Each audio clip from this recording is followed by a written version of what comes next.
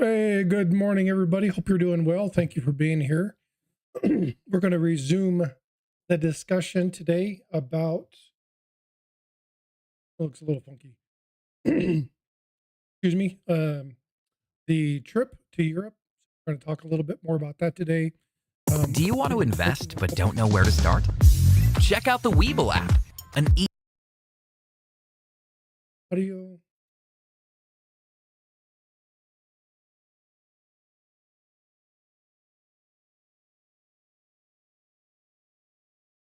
Hey, can you guys hear me okay? Give me a thumbs up if you can hear me all right. Hey, can you guys hear me okay? Give me a thumbs up if you can hear me all right.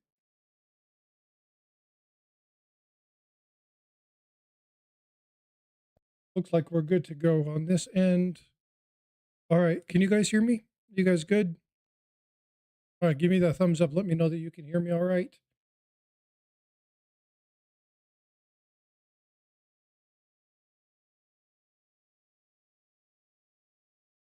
No landscape today. Should be coming in.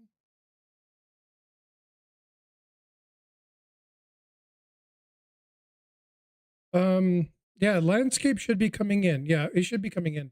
It started a little bit slower, but we should be good. Yeah, we should be fine.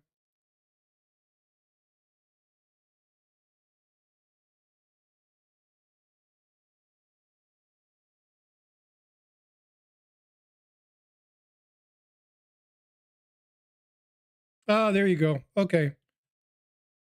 Who is this person? What's going on, me? How you doing, bud? Good to see you. Um, Jeff Davis, Jack Gallman, how you doing? Dan McCumber, thanks for being in here. Glad you're here, Sorcerer Dan. Appreciate you guys being here.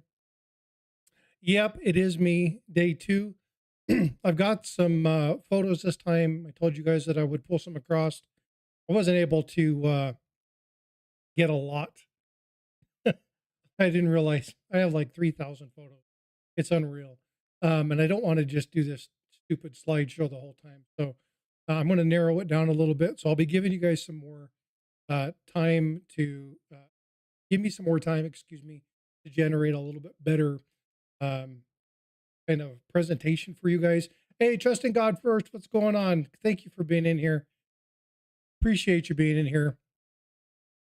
Oh, it should be in Houston this afternoon. That's only a couple hours away from me. It's too bad it's not a little bit closer. But I do want to do a couple things first. So yesterday there were a couple questions asked. I know there's not a lot of people in here yet because I'm starting like a half hour early. But there are a couple questions, and the questions asked this. Did I see the aqueduct? So hopefully you guys can see this image. And yes, I was actually able to see the aqueduct. So you can see the aqueduct here. Now, the aqueduct is amazing. When you see this, you can see there's a little bit of a kind of a glare. It's because this was taken from our coach. But this thing is unreal, right? And it stretches for thousands of miles. I mean, it's unreal, the aqueduct structure that they have here. And it's still in use today. They still maintain it. They still utilize it. But somebody asked if I had seen the aqueduct, and yeah, here's a really, really good image of the Roman aqueduct. The other thing that I didn't talk about, because I spent 4 days in Italy, was the Leaning Tower of Pisa. Now, the Leaning Tower of Pisa is really cool, but it doesn't lean as much as you see. In fact, in some places, you can actually make it look like it's standing up straight. Now, there's a funny story about this picture. The image in this particular one, we were talking about a contest again during this particular item. Hey, Pandy's Candy, how you doing? Thanks for being in here. We had scavenger hunts and we had little things on this store. There were a lot of things to do, and one of them was a photo contest. So I took this selfie and I looked at my wife and I said, hey, I want you to take a photo a little bit wider so that you can see the background, but I want it to look kind of like this, right? So here's the photo she took. Oh, it was hilarious. Didn't quite meet the intent of what I hoped. However, I actually won the photo contest with this. Hey Anthony, how you doing? Thanks for being in here. Appreciate it. It was really cool to do this. Again, it was miscommunication, and then I spelled it miscommunication cone. Right? Miscommunication cone. Um, and it was just kind of an Italian play on the word, but it was a lot of fun. The Leaning Tower of Pisa actually leans about as much as you see here. Now you can do things like make it exaggerate by where you stand, so you can make it look like it leans more than it does. But about a decade ago, there was a small earthquake that actually leaned the tower more, so they've actually straightened it up. From one portion of this, you can actually make it look like it's straight up and down. But again, just a lot of fun. The other place that I talked about yesterday in Italy was at Montemonco or whatever. I totally massacred the name, but the name was actually Montecani, and I wanted to share this photo with you. This is the photo that we took from Monteconti Alto, which was the name of the area. You can see the city down below, and then up at the top of this was where we had our dining experience. And folks, I'm telling you, this was absolutely gorgeous. You can see the little trolley, the little ferry thing as it comes up the hill. It's quite steep. All through this area, you see things like uh, wine groves, and you see different types of like gardens, and there's they grow so much stuff here, it's unreal. But you can see just wineries everywhere. They even have wineries. They even have little wine areas on the turnabouts. So they actually, any place where there's open land, good soil, they have wine areas. They have areas where they grow grapes. It's absolutely amazing. Vineyard was the word I'm looking for. Um, but this view is stellar. This is a killer view that I took of my wife. I'm going to Photoshop this and clean this up a little bit, but it turned out amazing. I really enjoyed this particular view. This was a really cool place. Absolutely phenomenal. Again, this is an image of it at night. Not going to kind of bore you with it. This is the trolley as we kind of went up that area. But again, I wanted to correct a couple things about this particular area. Now, what I didn't do is I didn't talk about one of our major stops, and one of our major stops was Florence. Now, Florence, Italy is amazing. And if you guys looked at the information that I put in when I was doing the little videos and asking the questions and doing the community page stuff, I asked a question. I'm going to kind of fast forward through some of these. Like I said, there's tons of them, some amazing photos. But what I wanted to get to was this image right here somewhere. There's a ton of these things. It's amazing. Um, and some of the architecture and the embellishments was amazing. What I want to get to is the bridge. Hold on just a second. Like I told you, there's thousands of images. It's unreal. So this is what I was talking about in my post. So if you were watching the post, and I asked various questions because I'm going to be giving something away uh, probably later on during the week. I want to give a couple more people opportunities to comment on these things. This is a little cheat session for that particular item. But this is the Ponte Vecchio. Now, the Ponte Vecchio is an amazing bridge. It's actually full of shops. I'm going to zoom in a little bit here. And you can see that it's layer upon layer. There's shops all through this bridge. It's absolutely amazing. Hey, AZ, what's going on? Good morning, bud. But the Ponte Vecchio is something that, oh, for some reason, hold on just a second. There we go. For some reason, the other screen was showing up. I don't know why it was doing that. Um, the Ponte Vecchio is a pickpocket heaven, right? So I didn't spend a lot of time on the Ponte Vecchio. A matter of fact, while we were there, there was an old Italian man who caught a young girl trying to steal from him. and he basically had pinned her down and was waiting until the authorities came up. There was a big to do there. It was kind of crazy. And it's wall to wall people, but it's a huge shopping area. But the really cool thing about the Ponte Vecchio was the Ponte Vecchio was the only bridge in Florence during World War II that wasn't blown up. And you know me, I like a lot of history. I like to talk about these kind of things. And the really cool thing about this was the reason behind it. Now, I asked a lot of people the question, why wasn't this bridge blown up? Hey, good morning, Brown Sugar. How are you doing, my friend? Good to see you. I asked a lot of people why this wasn't blown up. And a lot of people were like, oh, it's too beautiful to blow up. Well, they disguised it as a building. It was hard to do. And the actual fact, the actual answer behind why this was not blowing up was actually quite surprising to me. And that was because Adolf Hitler said not to. He loved this bridge. He thought it was beautiful. He didn't want it destroyed. And so he made sure that there were no weapon stashes. Inkman78, member for 2 months. Thank you for being here. I appreciate you, bud. Thank you for being a member. I definitely do appreciate it.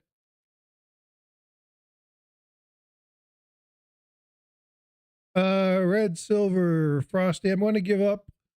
I was on yesterday for a long drive, and after the gifted membership I received not a Red Silver. The problem is that you can't assign it, right? It's not like I can give something away. So for instance, here we go. So I'm going to go ahead and I'm going to gift 5 memberships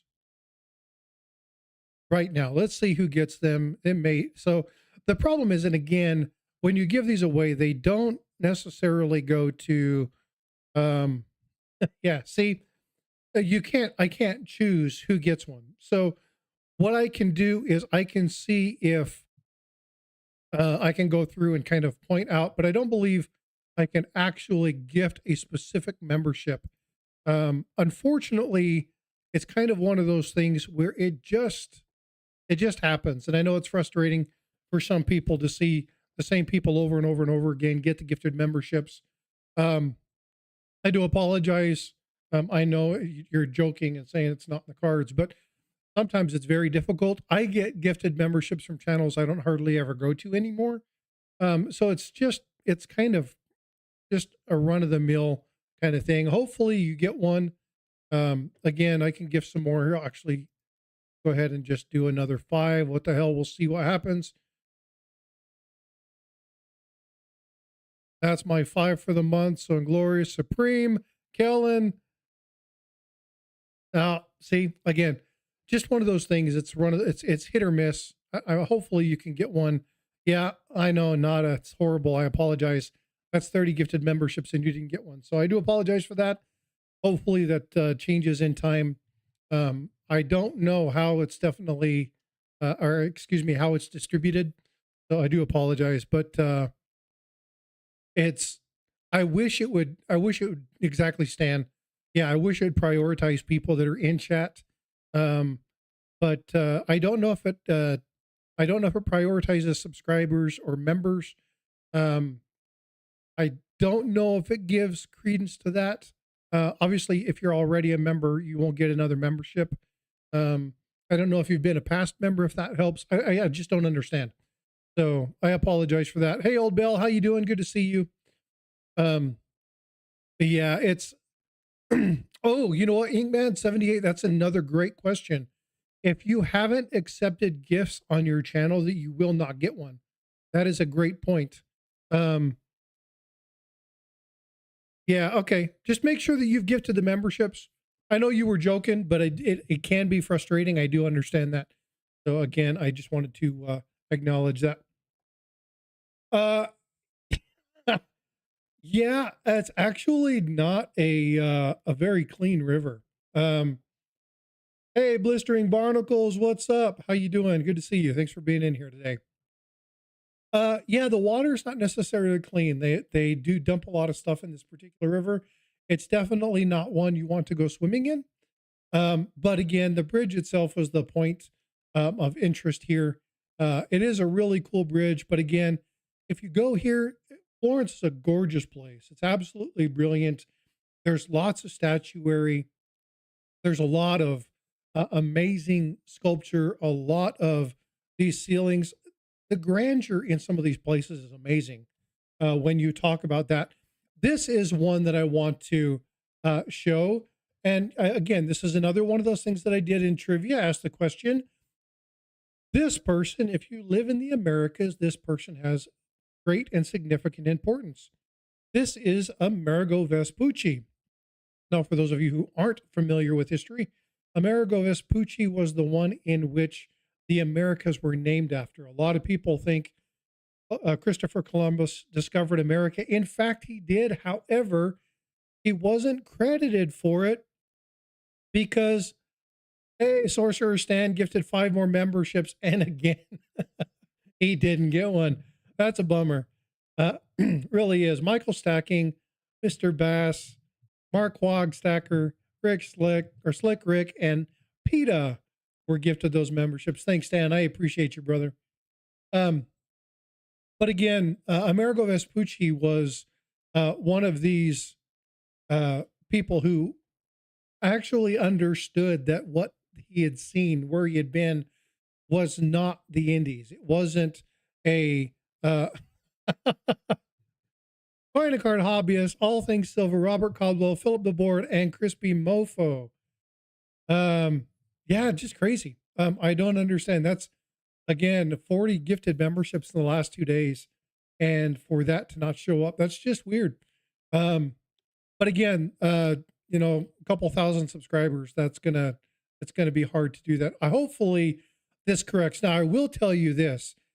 The names that I'm seeing are people who are actively engaged in the channel. I will say that. These are people who are actually on here. I see these people all the time on the streams. So hopefully you're engaging and commenting and liking and doing those things to videos and stuff like that. But yeah, click on it and see if it allows you to turn that on. You should be able to click and turn on the gifted memberships. You should be able to click on one of the little gifted items. Hopefully it works for you, bud. Sorry, you're not getting it. But Amerigo Vespucci was extremely important, and it's important to understand. Hey, Jim Shank, how you doing, bud? Good to see you. That while Christopher Columbus did hit the Americas, he didn't think he had found a new place. He had actually thought he had made it all the way through and circumnavigated the globe. So he was sorely mistaken. Good. I'm glad to hear it, Jim. It's good to see you. The other thing was when you look at this next one, you see this guy over here. This guy over here is Galileo. And again, to be able to walk through this hall of Florence and be able to see all these major sculptures. Again, you can see Galileo Galilei. To see all these amazing sculptures and know that these people exist and actually get to see their likeness, see what they look like. I found it quite exhilarating. To be able to kind of walk through this and go, you know, it's amazing to see the quality of this. Now, we did walk through here. I'm going to kind of jump back here a little bit and show some of these sculptures. Now, some of the detail work in these sculptures were quite exquisite. This lion was amazing. Again, you can see some graffiti over time. Some people have done some damage to the lion, trying to carve things in. They've had to remove some of the graffiti and stuff that was there. Looking at Medusa, you see the slaying here. Again, it's just some of the quality, the detail of the sculptures were amazing. Some of these are originals, some of them are not. All the ones in this particular area were originals, but their ones were like the David that I showed you earlier on. This was just a copy. But again, we're going to go ahead and we're going to leave Florence and we're going to get back on the road and we're going to get into Rome. Now, Italy, we spent 4 days in Italy. And the Florence was beautiful. Florence was really cool. It was really neat. There was a lot of great history here. There was a lot of Robert Caldwell's gifting 5 memberships as well. Let's see, Jim Shank, Great Scott, Gold Sniping Farmer, Rural Girl. Uh, Still not another one. That's insane. Thank you, Robert Caldwell, for that. I appreciate you gifting 5 memberships. That's awesome of you. Um, I don't know what the deal is, man. Red Silver's like, I quit. I'm done. Hopefully it comes back, but go through, like, comment, subscribe, do some of those things. Um, yeah, that's really cool. Yeah, no worries, bud. I appreciate you turning around and sharing the love and gifting additional memberships to people. That's really cool. So I do appreciate the kindness in return. So thank you so much. Um, I really enjoyed the Leaning Tower of Pisa. Leaning Tower of Pisa was really cool. But the thing about the Leaning Tower of Pisa is that once you're there, once you've seen it, once you've done it, it's kind of a done deal. Like it's pretty much over. That's it. However, when you get to places like Florence, when you get to places like Rome, there is so much to see. It's absolutely mind-boggling. And when you look at the structure, when you look at the grandiose size of things, you begin to see, you begin to understand the the scope of what they were able to do. And so when you look, this is one of the little areas we were in. I've got it listed here. No, here's a better photo. Again, they took a lot of obelisks from Egypt. So you'll see lots of obelisks throughout the Roman civilization because they enjoyed the obelisks. These were items that they took when they claimed territories. So you'll see lots of obelisks here. Again, when I talked about the movie Angels and Demons. In Angels and Demons, they talked about the obelisks. They talked about different items and things of that nature. We seen a lot of those things. Actually, kind of took a little bit of trail to see some of the things as we were in the Vatican, as we were going through Rome. So you'll see little call outs to that movie as I kind of go through here. Hey, Coach, how you doing, bud? Good to see you. Thanks for being a member. I appreciate you. Um, but the one thing that I was fascinated about by Italy, actually, not even Italy, Europe in general, were the churches. The churches are amazing. The the detail, the craftsmanship, some of the stuff that you see. And I'm going to scroll in and kind of show you some of the ornateness of the ceilings in some of these cathedrals. And some of them are very small. Some of these cathedrals are tiny.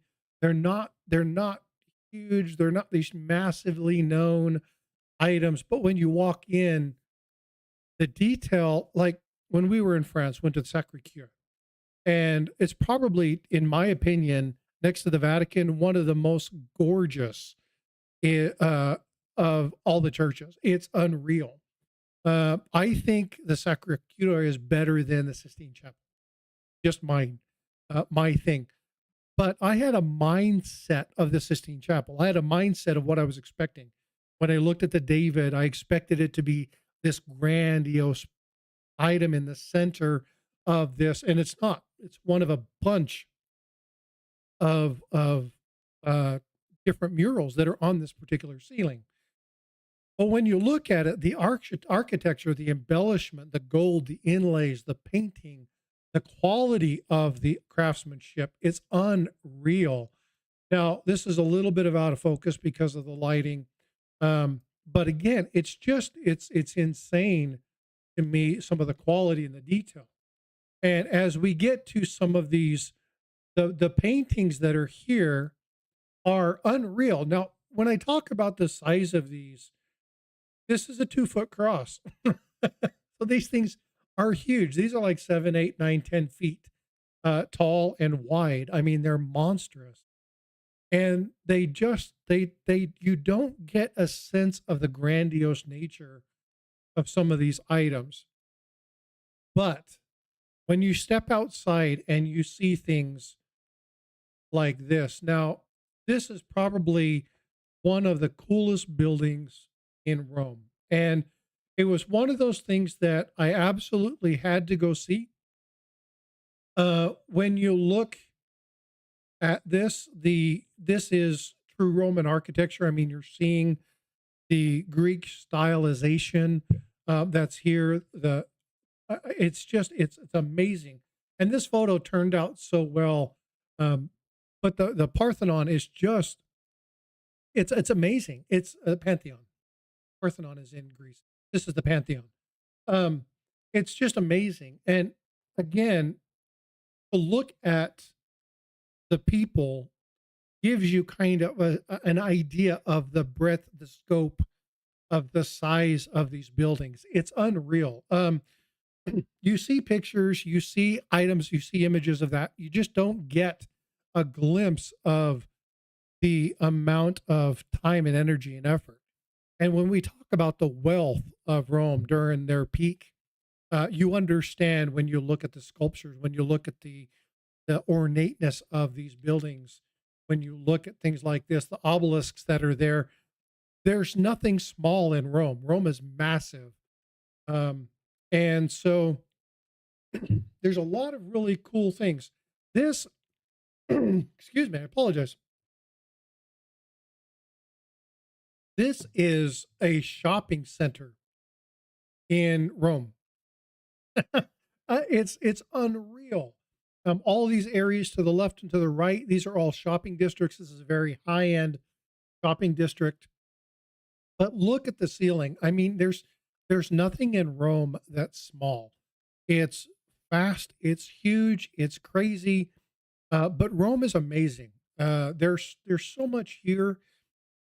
This is out of the 9 countries and the 30 some odd cities that we visited on this tour. Rome is a definite place that I would go back to. Um, Florence was nice. It was beautiful. Seen it, done it. I probably could go back and spend a little bit of time, but not a big deal. Paris, you can have Paris. Enjoy it. It's not my cup of tea. I didn't enjoy this. Now, I was asked about this yesterday. This is the Trevi Fountains. I'm going to play this short little thing. Whoops. Um, the Trevi Fountains were amazing. Of course, I have to have a photo of my wife in the Trevi Fountains. But the Trevi Fountains, this is one of the few things. Hey, what's up, Great Scott? Good to see you. Hey, Check Stacker. How you doing? Thanks for being in here. I appreciate you guys. Hey, Streaka. Good grief. Sorry, folks. This is one of the things that I honestly have to say, when I saw it, I was like, wow. The Trevi Fountains it's grandiose. It is one of those things. Hey, Tiger, what's going on, brother? Good to see you. It's grandiose in a sense of it's a fountain, but it's just beautifully done. The amount of people here, again, the Trevi Fountains is another pickpocketer's paradise. You got to be really careful. It's wall to wall people. And if I go here and I show you, you can see that it goes all the way down. So there's people packed. Now, from the fountain up to the top, it's about 25, 30 feet. And it's wall to wall people. To be able to get down there, my wife got some photos down low. She went down there. I didn't want to go down there. We were carrying a lot of goods. At the Trevi Fountain, somebody actually made a grab for my wife's bag. I smacked his hand. He kind of looked at me, and I just kind of looked at him. He appeared into the crowd. My wife in 2 occasions had somebody reach for her stuff. One of them was on the train in Paris, and one was here at the Trevi Fountains. There could have been other attempts, but these are 2 that we noticed.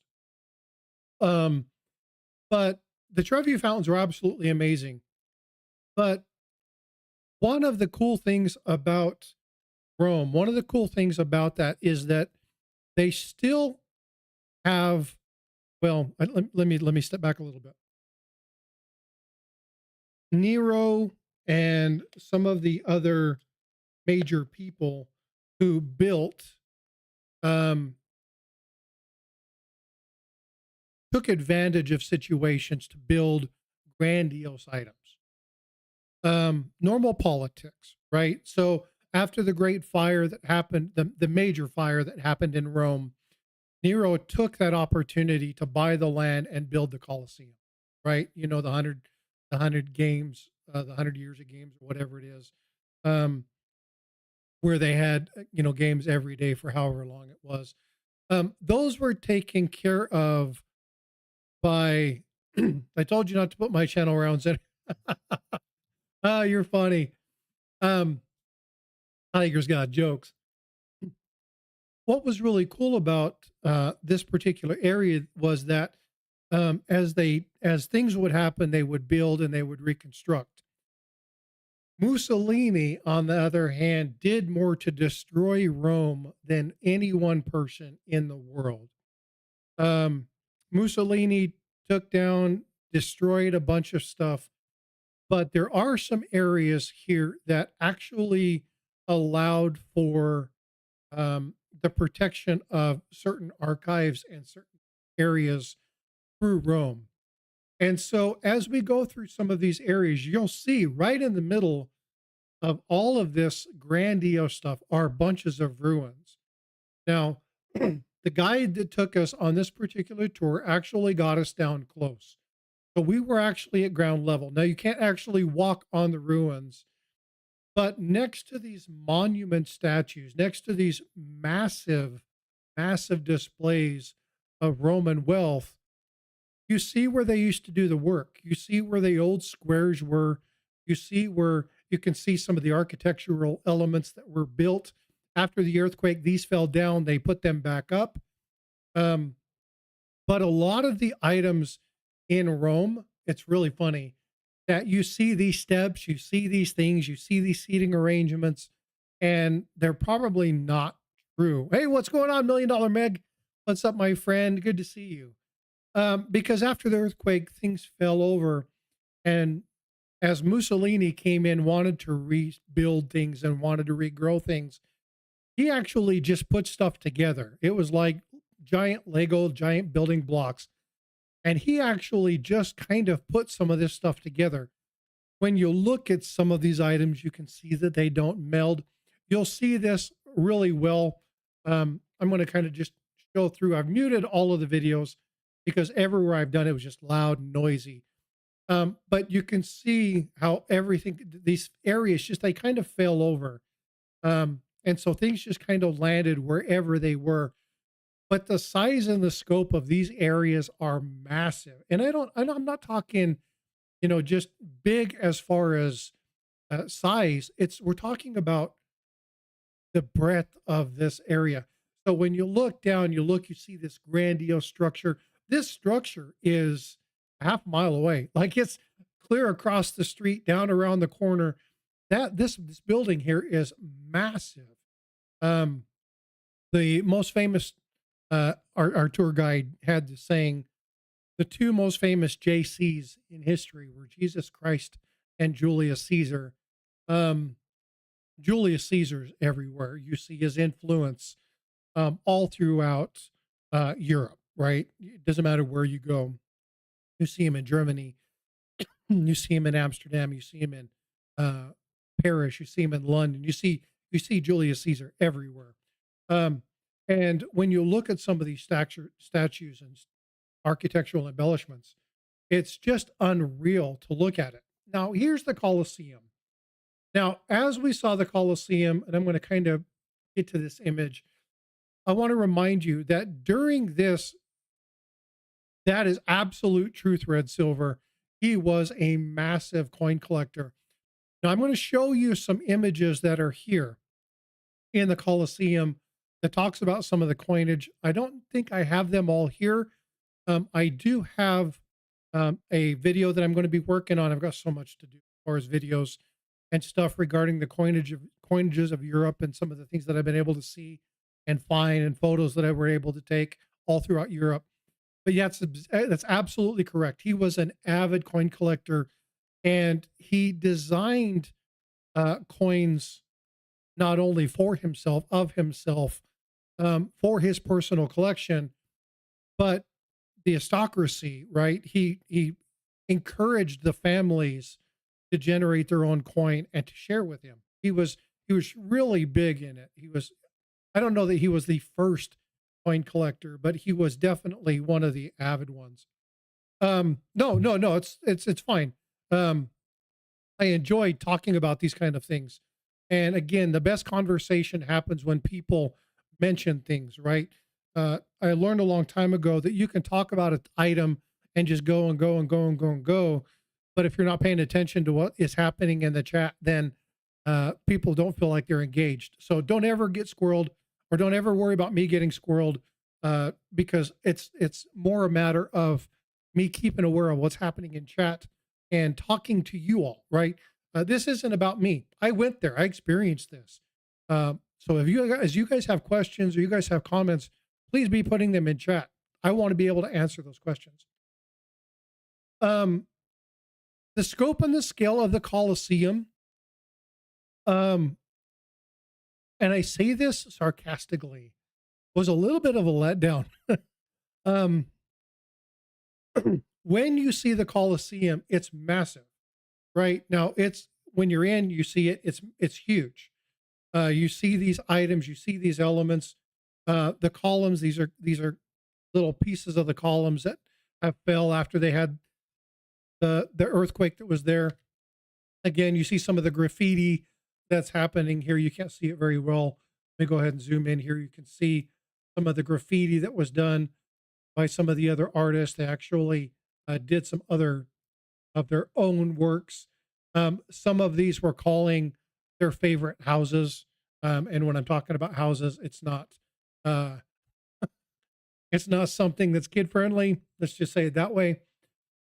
But the Colosseum is massive, and I wanted to show you this. There's another image that comes here in just a second, but I wanted to show you this particular image because what you see down here in the bottom is where the gladiators would be. This is where they would lift up, that you see the little items down here where they would lift the lions up into the arena. There's actually an area over here where you can see where they would have the trap doors and they would lift them.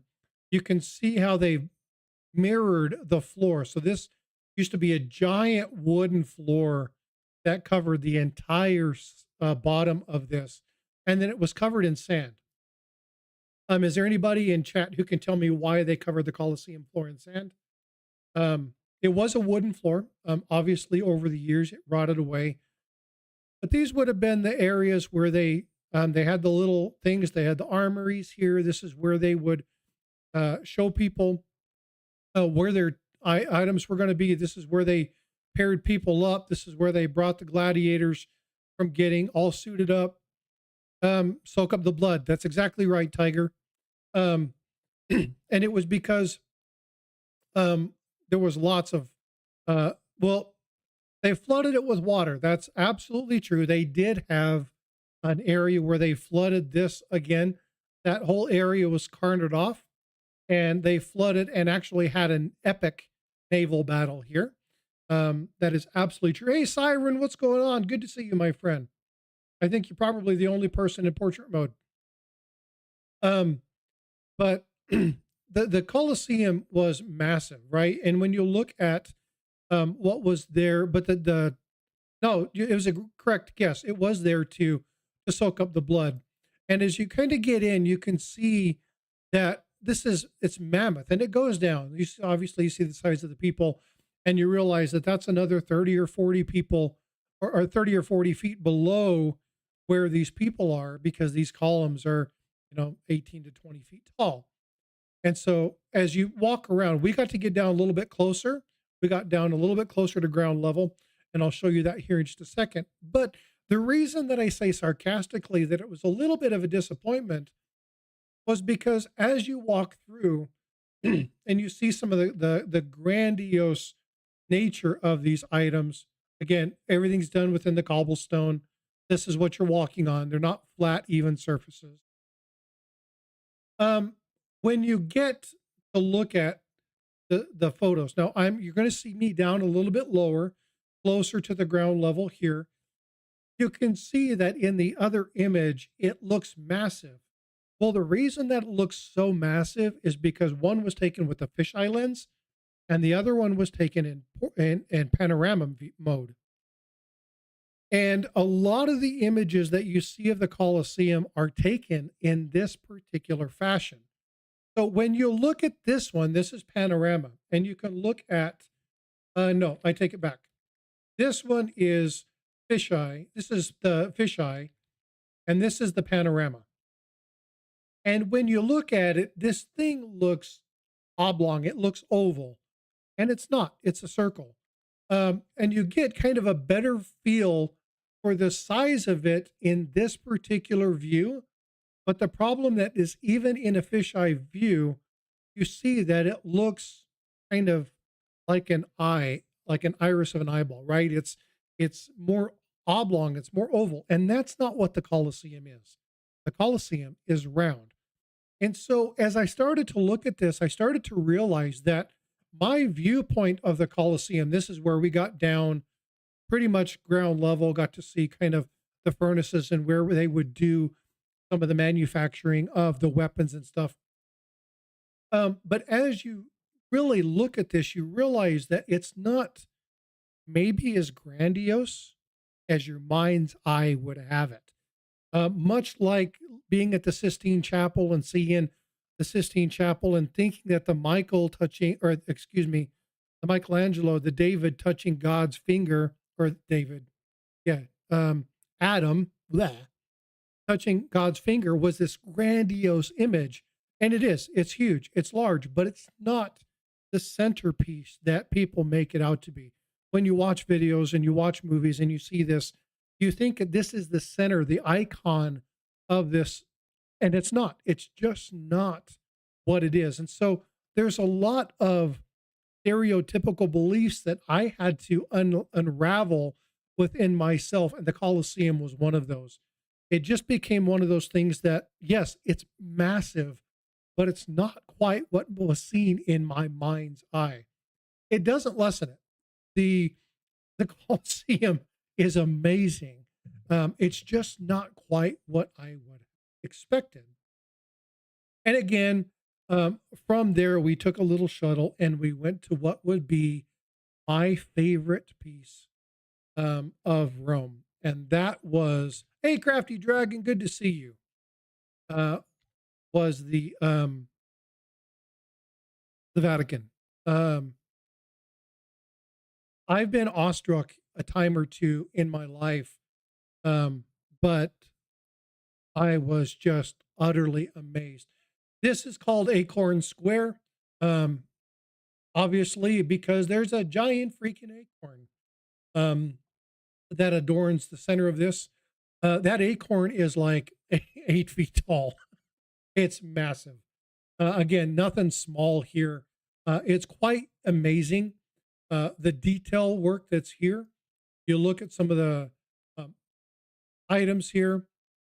In many places, you can't take photos. And again, you can't take photos in many of the churches because there are epitaphs, there are funeral items that are there. Oh, hey, Crafty, no problem, man. This is, there's a lot of people in the world that won't ever get the opportunity to see this kind of stuff.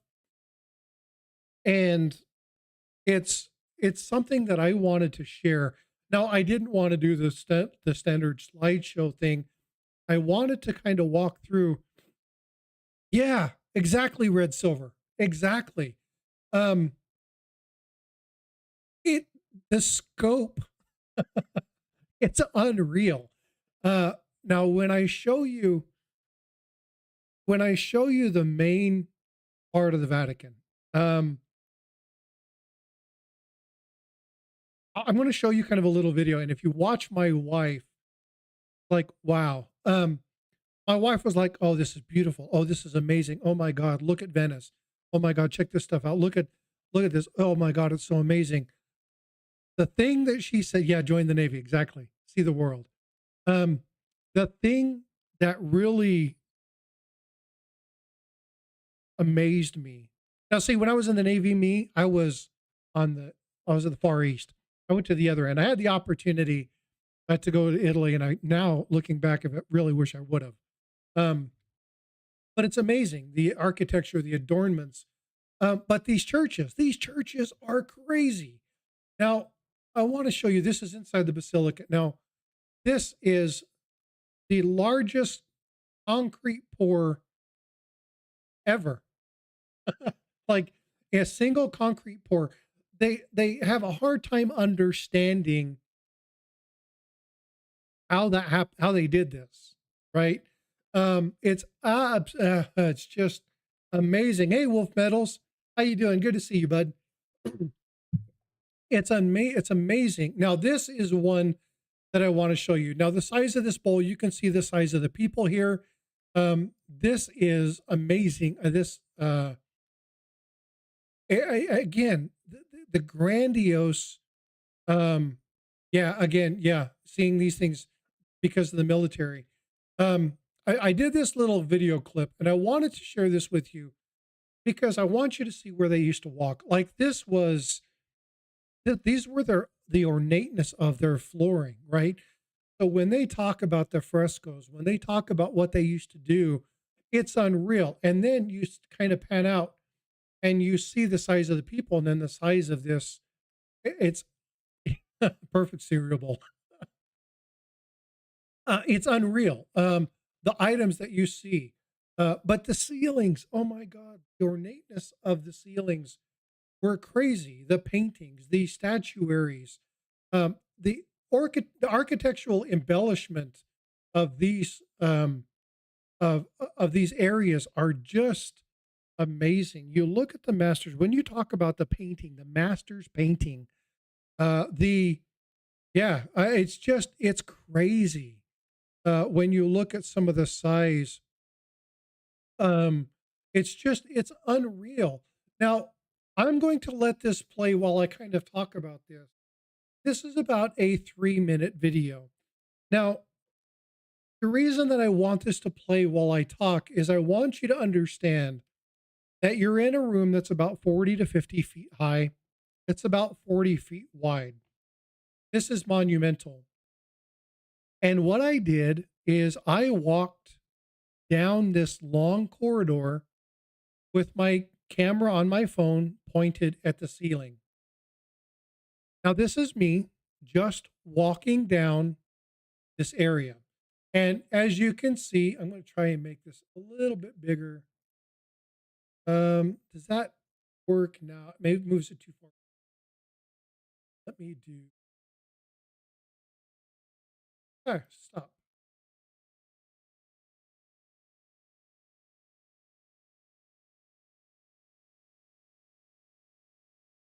That should be a little bit better.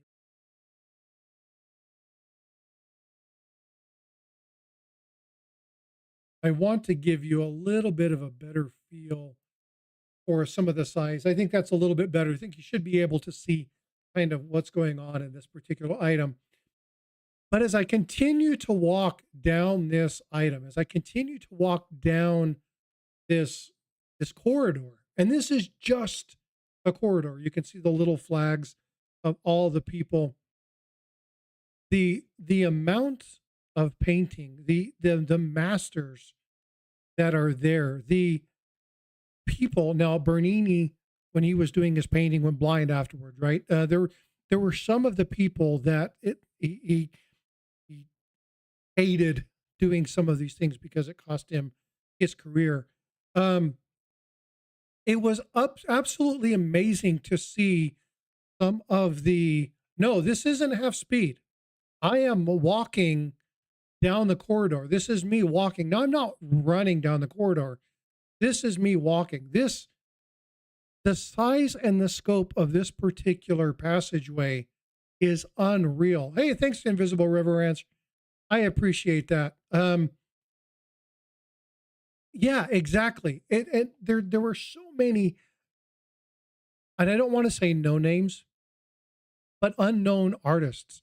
The amount of detail, the amount of creativity. Some of these are fresco, some of these are painting, some of these are tile work, some of these are done with a 3D imaging technique that wouldn't be able to be recreated for 1,000 years. Um, it's when you oh no no play it at half speed. It would take forever. I'm going to be posting these. Again, I've got a video, a couple videos that I'm going to be posting that really kind of talk about the highlights of each section, and then videos like this I'm going to post them singularly and just let people go through them. They can play them. But again, here's the corridor. Now, to show you again, so here's kind of a view. This shows you how long that corridor is, and it showed you the size. Um, that's the art festival area. Yeah, I don't know what it is. I'll be honest with you. I learned so much stuff. Uh, it's unreal. But it's just the scope and the grandeur of these things was crazy. Now, I took this picture and I placed this picture here because when I walked out of the Vatican, this is what I walked into. Now, I'm going to bring this down just a little bit because it's hiding my chat just a little bit. And I'm going to kind of walk through some of these items. But when I show this particular video, I want you to look down here. Hopefully you see it. You may not see it. I'm going to have to make it a little bit small. That's my wife right here. So I want you to watch her when she's over in the corner. This is one of the things that as I walked in, watch my wife. Wow. Like just like, wow. It's unreal because I wasn't able to speak when I walked in this place. Now, it's not because it was the religious fervor and I felt God's presence and all of that stuff. There's definitely a presence here, but the presence is amazing. You feel small, you feel tiny, you feel insignificant. But when you walk in, this is exactly what you walk into. You walk into the light, right? You walk in and you see the light streaming in. You see these grandiose items. It's just, it's unreal. Um, I'm not anybody who knows me. You guys are all subscribers and members to the channel, so I thank you very much. But you guys know I love to talk. This is not a secret. You guys know I like humor. You guys know I like to joke. You guys know that I like to share these kind of things. I was awestruck. I didn't talk very much when I was in St. Peter's Basilica. It's amazing. I can't tell you when everywhere you look. Now a lot of these things look the same, but they're not. They're different. There's 8 different chapels, I believe, in here. You'll see that there was a mass going on. This is the entrance, right? That doorway is where we came through. You'll see 2 doorways on each side. Those are the doorways. These get opened up during the religious holiday. They'll open the grand door. Just phenomenal. Some of the areas we got to see, we couldn't photograph. This is one area we couldn't photograph. We couldn't actually show anything other than what you see here. They have it cornered off. We weren't able to actually photograph the areas down inside here. The very futuristic area here behind is all work that's being done. You can see all through the Vatican as they prepare for the Holy Year that they have these areas that are cornered off. One thing that they've done really well, you'll see it more so in Germany and Switzerland, is that their scaffolding looks like buildings. Their scaffolding here did not. It was obtrusive. It really blocked a lot of the view. But what they're trying to do is they're trying to clean everything up, detail everything. Rome is old. We're talking a couple thousand years old. So there's a lot of rework and constant maintenance that has to happen to these buildings to make sure that they don't crumble and fall apart. They are old stone structures, so over time, the weight of the structure does bear issues. So there's a lot of reinforcement and things that has to be done. This is the mast that I was talking about. So this is one of them. Um, that you can see this giant area down here. You can't see very well. Let me see if I'll make this a little bit smaller just for this so that you can see. You can see again, you can see the people having mass down below. Try to get this from bouncing all over the place. Give you the best view. Yeah, see, that's something that Rush, that's something that I talked about yesterday. When you look at American history, when you look at the Americas history, obviously when you get down into South America, you get the Aztecs and things where they go back many generations. But when you talk about the United States, when you talk about Canada, when you talk about Mexico proper, um, you're talking just hundreds of years of modern history, right? So you're talking uh, uh, just this crazy kind of, yeah, invisible rivers. Human made that. It's insane. The the amount of history they they have buildings that they call new that are older than our country. Yeah, well, this is new, made in 1455. It's like, whoa, uh, uh, really? Um, Many of them during World War II, the buildings were bombed, and so they reconstructed them. Now, obviously, it doesn't. Um, the Vatican wasn't hit. There were some areas that were touched. There were kind of an unwritten rule, an unwritten agreement in certain areas. We'll see this in Germany as well. Um, in that there were a lot of historic sites that weren't bombed. It was an unwritten rule.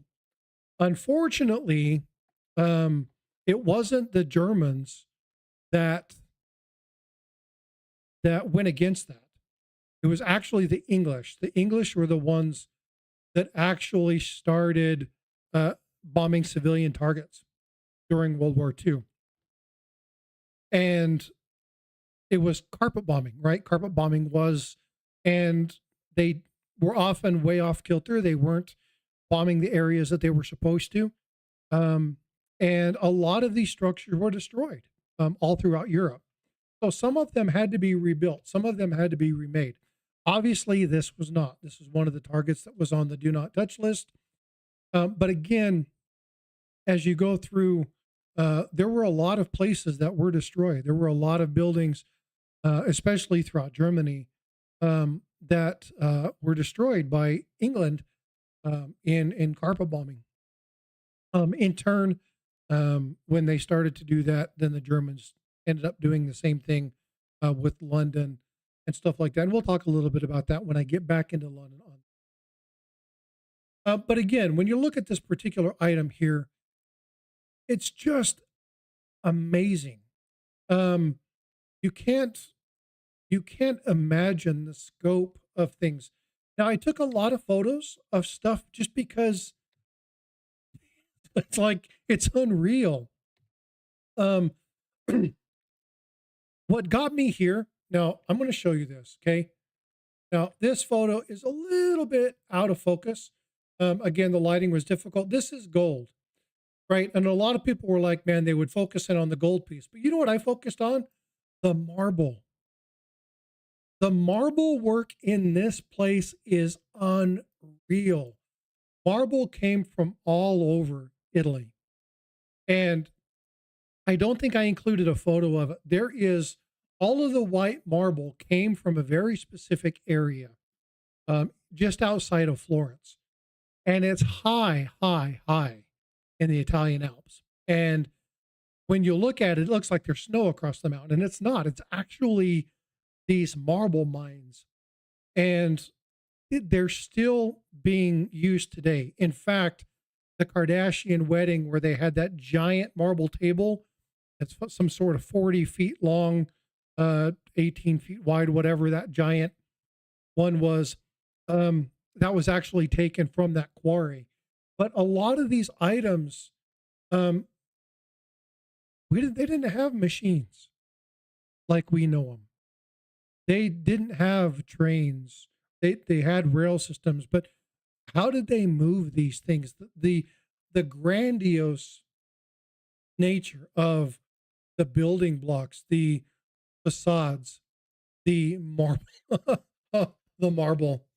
And I apologize for choking. I keep when I was in London the last few days, I some stuff got into my lungs, and it gives me grief every once in a while. So I apologize for coughing so much.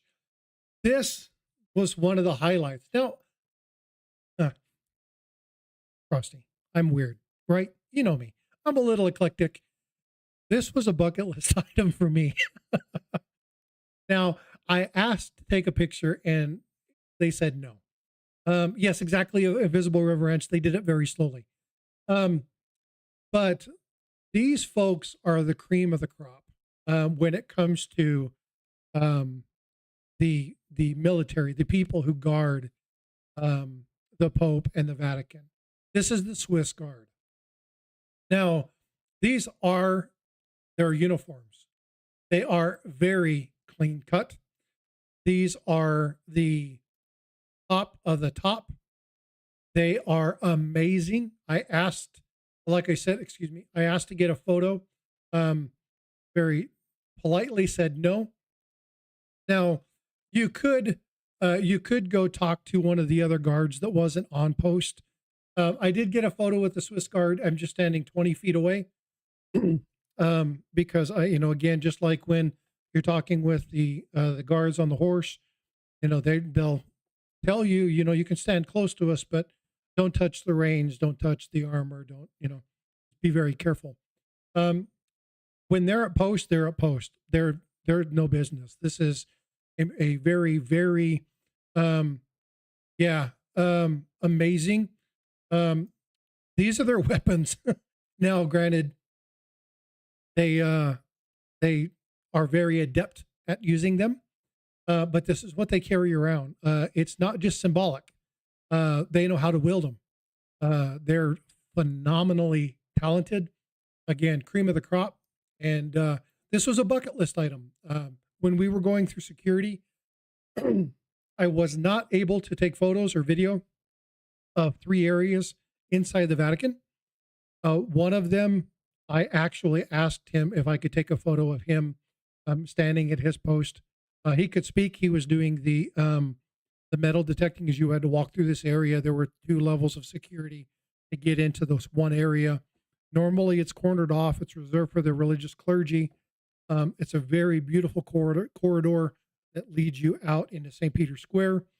And he's like, no, you can't take photos here at all. If somebody pulls out their phone, we actually will ask them to delete anything that they take. We'll actually ask them to view their photos. And when they delete the photos, they had one lady, they stopped, deleted the photos. They actually went into the deleted items and cleared all of her deleted photos. They didn't just clear the one. So they take this very seriously because they are the protectors of a religious area, right? It's not just that they're on guard. They are there to do that. Now, I know a lot of people say that that's harsh, but people take photos and then delete them and say it's gone, and then they post them later. In the Vatican, you can be fined even if you post stuff after the fact. They can fine you, and some of the fines are extremely steep. And so they have laws, right? You have to remember that the Vatican is its own sovereign nation inside the city of Rome. It's not just a city. It is its own sovereign nation. And so they have very specific laws and very specific rules that you must abide by. Again, as I told you yesterday, as we were going through the Sistine Chapel, they kicked everybody out. Everybody was being too noisy. They kept saying, "Hey, shush," like they come over the intercom. Shh, hey, this is a religious place. And they finally said everybody has to leave, and they kicked everybody out. They kicked all the groups out. People have to remember that the Vatican is a religious entity. It is a religious state. And so, yeah, I don't think he gets a lot of sun. I don't think he sunbathes a lot. They take their job very, very seriously, just like the London Guard, the King's Guard. They are very staunch. We have the same thing for the forces that protect the president, those that stand watch outside of the White House. Those who participate or stand guard on Air Force One, again, cream of the crop. It's a very specific, very honorable duty. Again, the Basilica now. Well, give me a second. Let me take a drink. This is a reference. Can anybody tell me what this reference is in referral to? First person gets a coin from my travels. What is this picture referencing? I told you that I had done something along my journeys, along my walks. And this is one of the photos that I took of that. The north wind. Yes, it is the north wind. But what does this particular item reference? And you had to listen to what I said both yesterday and today. I walked a very specific trail. It is the wind. It is in reference to cinema. Give you one more clue. ATS. He's not sneezing. These are around the obelisk. They point all the directions. It's actually a giant clock that actually points. And so as the sun changes, you can see it move to certain areas. So I took this particular photo. I walked the Rose Line. I did walk the Rose Line, and you're close. It was in relation to angels and demons. There you go. Starika just got it. Good job. Starika, send me an email. I've got something I'm going to send you. Angels and demons. Now, I know that the movie itself is a farce. However, I wanted to see certain things that were in the movie. Again, a lot of stuff, you talk about these things in a lot of movies nowadays, it's AI generated. And I wanted to see if these things were real, if they were actually there. So I wanted to walk to certain items. So I was able to see the fountain that you can do. Here you'll see the obelisk. Around the obelisk, you'll see all of these particular items. You'll see the fountain. The fountain here is actually, yes, I agree, Wolf Metals. The book is way better. They don't take as much liberty. They take too much liberty in the movie, artistic liberty. But this is the fountain where the priest was dumped in at the very end, the one priest that they were able to save. But again, this is the north wind. This is when they were standing there. And again, this is where they landed. The helicopter went up and did all that stuff. But the north wind is also a tell that we left the Rome adventure. So here is where we departed France and went on our departed Rome, and went on our next journey. Now, folks, I told you there were 4 places I would go back to. Rome is definitely one of them. Switzerland, any place in Switzerland is a go-to. I loved Switzerland, fabulous country, breathtaking. Saw the Swiss Alps. Another bucket list item for me was to get to stand on a glacier atop the world. Absolutely phenomenal. But one of the other ones for me was to go here. Now, again, you have to have a picture of yourself or it didn't happen, right? So as you walk through this, you're going to see some amazing, amazing items. And this is some of the tour members that we were with. But as I go through this, bet you'll see stuff you didn't see the first time. Oh, ATS. I have seen stuff in the photos that I took. I was like, where was that? I didn't even remember it. And this is one place that you're going to see a lot of that. Look very closely at some of these. Yesterday we talked about, did you see any underpants? You'll see laundry hanging from areas down at the very end. You'll see like little areas where people hang their clothing. Clothing here is something that just happened. These are the narrow corridors, the narrow walkways. Um, yes, the Da Vinci Code. Yes, it's in both. Or you're right, it is the Da Vinci Code. I'm sorry, it is the Da Vinci Code. I got the two messed up. The fountain was there, but they used that's correct. Thanks, Wolf Metals. I appreciate you correcting me on that. But this is one of the narrow corridors of my favorite place in all of Italy, and that was Venice. Um, Venice, oh my God, Venice was amazing. Again, scaffolding everywhere. You see the scaffolding here. Venice, Venice comes in two parts. A lot of people don't realize that Venice comes in two parts. It's actually way more than that. There's many, many, many, many, many islands to Venice. There's I can't even tell you how many islands are in that. But there's two primary states. There's the primary island of Venice, and then there's the land item on Venice. And we actually stayed in the hotel. We actually stayed at the land area in Venice. And it was neat. But one thing that I did throughout my tour, and if you're interested in this, I'll post some of these, is I wear a Garmin watch. And so when we did our tours, I would start the Garmin watch. And as we walked through Paris and as we walked through Rome and as we walked through Switzerland, it would record where we were at. So you actually get to see the trails. And I'll be posting some of those. Venice was amazing. And I toured from the time we left our debarkation area to the time that we arrived back. I left that thing on the entire time. So you have the tram ride in, you have the ferry with the water taxis, you have the walking tours that we did, the gondola ride, everything. And it was amazing. Venice is very, very narrow. the streets are again just it's unreal. Mussolini did a lot in Venice to kind of jack with the city, so to speak. Tried to recreate some things and change some things up.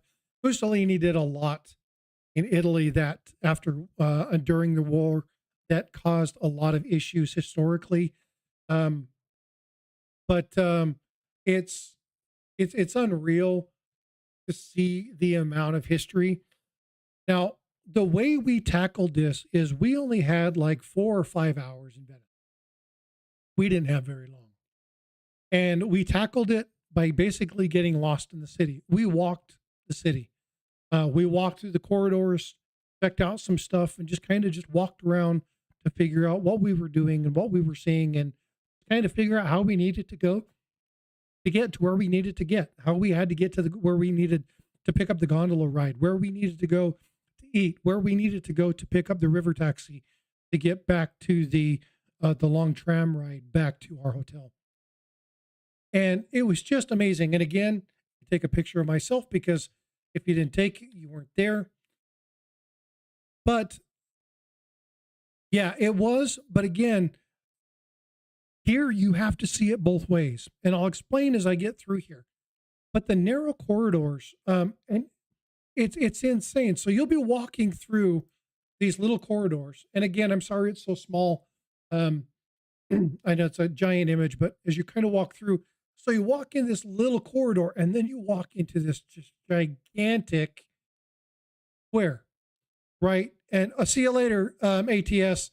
Have a great Sunday. Thanks for coming in and spending some time with me. But as you walk through here, just see some of these grand areas. So you're walking through all these small, itty bitty, tiny corridors. And you see these little small facades of buildings. Now, here's a really interesting piece of trivia for you. In Venice, they got taxed on the size of the front of their domicile.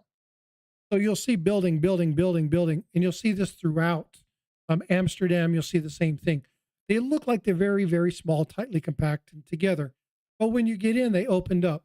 And the reason for this was because they were taxed on the amount of space the outside of their home took, not the back of their house, the front of their house. So you'll see these all tightly packed together, but as they go back, it gets bigger.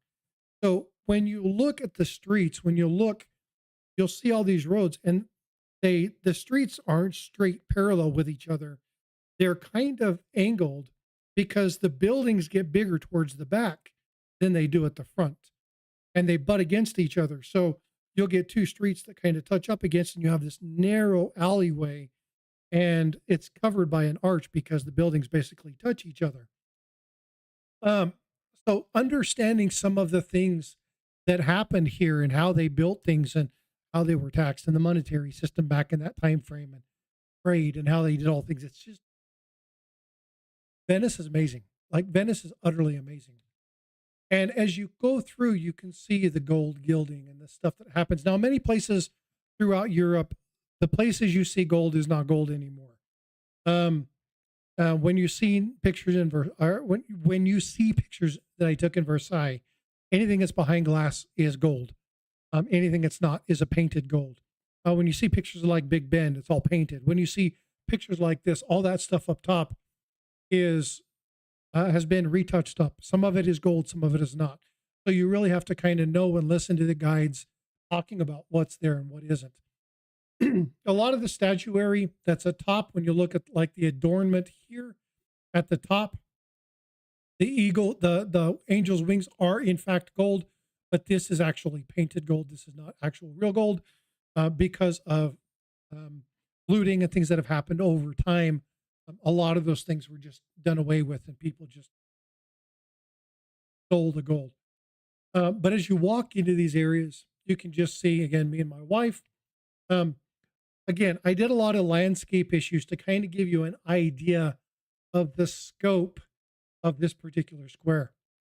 Now, the next photo, the next video, I guess I should say, that I'm going to share with you actually walks you through, and you actually get to see when you walk out of the corridor and you actually stand in this. It's a 360-degree view. Oh man, the gondolas were so amazing. Yes, I took my wife on a gondola ride. We did get to do this. This was actually part of the tour. The gondolier called us idiots because as my wife stepped in, she touched the horse, and as the other lady got into the gondola, she touched the horse. And you're not supposed to touch the horses. The horses are the sacred embodiment of Venice, the sign of Venice. The flag is a horse; it's a steed, and so you don't touch it. But he was like, "You freaking idiot!" And we knew enough to understand that's what he was calling us. But here's what I'm talking about. So as we kind of walk through, so you walk through, and you have all these really neat tile inlaid. Again, all this is marble. Old, you see these old statuary columns, but you walk into these halls and then you walk into this grandiose square. Now, again, I try to do the best I can. I have an intent of recording this so that you can see this 360-degree view. You're going to see a lot of people that we were walking with and see a lot of the people that we were with. Now, the red umbrella, that's an expat thing. That is our tour guide, Peter, and he did that so people knew where we were at. We knew who the people were with. Absolutely amazing to see the size and the grandeur of this. That clock tower is huge. All them checkers gave you vertical. I'm sorry. Now the masks. Okay, this is my wife. And we have the masks. So a question is, what are the masks? What is the big thing that happened in Venice? Again, this can happen. Still to this day, it still happens to this day. They're very loving people. And during something called Carnival, the Carnival happens at various places throughout the world. They wear masks, and these masks are extremely important. They are done very well. They're very expensive. You can have some that are very simple, like this one, or you can have some that are very ornately done. We saw one in a jewelry diamond center, it was behind photoreflective glass. So when you went to take a photo of it, you didn't actually see the item behind it, which is really cool. I wish I could have learned how to take a photo of that, but you could see through it, but the photo would reflect what was behind you. And they were diamond inlaid. They were mother of pearl. It was something like a $30,000 mask. Hey, Tiger just gifted 10 more gift memberships. Thank you so much for that, Tiger. Okay, so did he get one? Did he get one? Come on, come on. Let's see him. Let's see him. Dude. Oh, again, he didn't get another gifted membership. That's horrible. Wolf Metals, John Wolf, Jerry Parker, Invisible River, Lori Camastera, Charles Latre, Otis, Poppy York, John Chum, Adam Hartman, and Coin Dude. We're all gifted memberships by Tiger. Thanks, Tiger. I appreciate you, brother. I do appreciate your generosity to the channel. Seriously, that's great. Somebody needs to throw a $5 super chat up though, and not Rockzilla off of the sheet because she's just hanging on by a thread. Is Stan still here? Stan, get your name up in lights. Throw that $5 super chat up there before somebody else does it. Oh, okay. Threw out more. Let's see. Mad Stacker, Ant Marching, Gamble Dog, Second Chance, Angry Warrior, Mark the Silverbow, Yoxnev. Oh my God, he still didn't get another one. Nuts, Chocolates, and Kansas Stacker. Wow. Tiger, thank you for your generosity. That's 20 gifted memberships. That's absolutely awesome. Thank you so much for that. I appreciate you. But again, let's get back to the masks and Carnival. So there is a thing about Carnival. Now, again, this is kid friendly, so I won't really get to, he's going to do it again. He's going to make sure that they get one. Hey, you're crazy, brother. I appreciate you a ton. Chris G, member for 3 months. Thanks for being a member, Chris. I appreciate you. Thanks for being a member. I appreciate you being a Planchet member. Bam! Look at that. Chris G just knocked off Rockzilla. Chris G just got the boss. So Chris G is on the boss level. So congratulations, Chris. Now somebody has to knock you off. So now your name is going to be up there until somebody throws you up there. But again, Tiger, thank you so much for the support and all the gifted memberships. I appreciate you, brother. So the masks in Venice. Now they were done to allow people one night of, I'm going to do it again, but I asked Chas to hold off until the guy Frosty. Oh, oh, Tiger, that could be a long time, dude. Yeah, that could be a long time, man. Yeah, I appreciate that though, but thanks for the $10 super chat as well. I appreciate that. Yeah, he's bound and determined to get Red Silver a membership. But the masks were the one. Oh my God, here he goes again. Greg, Chris, Avian, Perry Custom Cards, Skin Cat, Andrew Northwest Coins, North Flicker Woods, Mia, Dan Renee. Oh, you know what, Tiger? We got to make sure that Red Silver has gifted gifts turned on. If he doesn't have gifts turned on, he's not going to get one. He's got to confirm first that he's got that turned on, because otherwise you're going to be throwing it to the wind. No, he's not going to get it. But I definitely do appreciate all the channel support. That's a lot of love being thrown out right there. So I do appreciate you. But anyway, the masks, let's get back to the masks. They were the one night of anonymousness. You could take somebody home, and it didn't matter. That is still something that happens today. So in Carnival, you can grab somebody and, go do your thing, and they wear the masks, and that's what it is. So you don't know who you're with. You could be with royalty. You could be with a duke, a duchess. You could be with some lowly pauper. So that was one of the things during Carnival that was kind of the the thing that everybody was equal during that time frame, and the person behind the mask was the one who got to experience somebody. They didn't know necessarily who it was. I share this picture and I cut my wife's face out of the side of it. Again, this is the square to kind of show you what happens when you take a panorama view. It morphs it. So again, when you see a lot of these photos, you see a lot of these fisheye things. Remember that when you're seeing these, the grandiose size of these is real. But I wanted to take this one because the square does not look that way. It doesn't bend. It's actually a square. Now, this is one of the most famous, fabulous buildings that I seen while I was in Venice. Now, the reason that I like this one so well is that as we were taking the river taxi to leave Venice, we were getting ready to head back. We were on our way back to the hotel. We got to take the river taxi cruise during sunset. So we got to see these beautiful areas. You see these fabulous bridges all through here. Yeah, this is with a phone. It's not a camera. You're right. Now, I will say that I did take a lot of things on my GoPro. So I have a lot of video on a much better platform, but I haven't even begun to download those yet. Again, all of those videos and stuff will be posted later on. I'm going to throw them in my European travel log, and they're just going to get dumped in there as I do some edits. I'll put them to music so you don't have to listen to all the chitter chatter.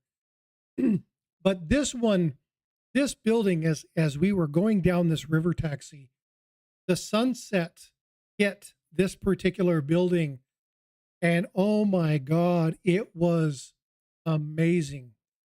This building just sprung to life, and it just jumped out of the Venetian landscape. I mean, it just jumped out. It was there, it just boom. And as soon as you passed it, it was gone. And you saw it and it looked right. It was very pretty. But as we were taking these shots, this one building just blew up, and it was absolutely fabulous.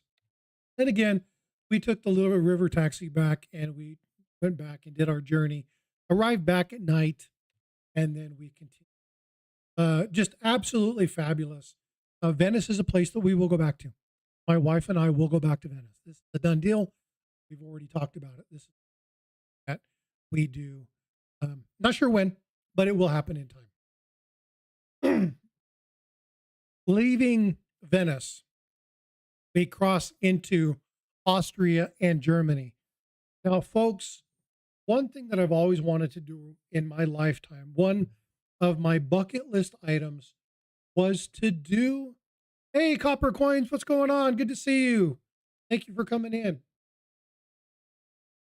One of the, I wonder if that's Eric or if that's Chuck. One of the things I've always wanted to do, another bucket list, I'm telling you, like 8 of my bucket list items were met. Oh, that's Eric. I see the oops. Was to see the castles along the Rhine River Valley in Belgium and Brussels and through Germany and the Rhine River, and just see the whole area, all the castles. Castles dot so much of that particular river valley, all the way through Austria. Absolutely phenomenal. Hey, Eric, good to see you, bud. If you want to come up, you can come up and just chit chat. I'm still here. You're more than welcome to come up, or you can just sit, listen, and kind of watch the talk. But this was one of the areas that I was really looking forward to. And I was looking forward to it for a couple different reasons. One, I wanted to see the castles. Steve, looking for silver. What's going on? Baking around. Thanks for coming in, brother. I appreciate you and all the support of my channel. I definitely appreciate you always calling me out, and I do appreciate you more than you know, Steve. Thank you so much. Again, Meg, same thing. You know, I love you, my friend. But you guys call my channel out all the time, and I want to thank you so much for the support that you guys offer me. So thank you. But when we get into Germany, excuse me, when we get into Germany, we get into Austria, castles and amazing churches were everywhere. And the one thing that really got me about this particular area is the vineyards. The vineyards were one of these things where they grow vineyards everywhere. Like I said, they're on the roundabouts. Any place that they can grow grapes, they're going to do it. And oh,